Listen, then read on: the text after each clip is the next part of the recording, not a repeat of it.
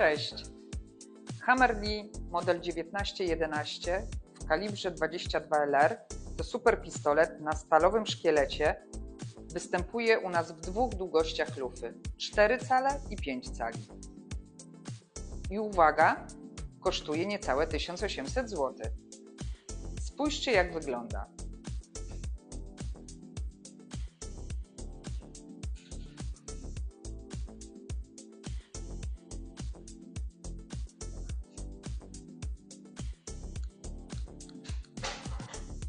Zapraszam oczywiście.